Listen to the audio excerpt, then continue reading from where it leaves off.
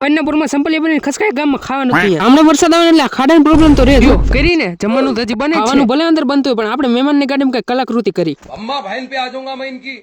इनकी अम्मा बहन पे आ जाऊंगा।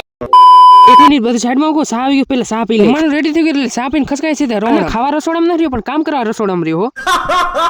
क्या जोक मारा भाई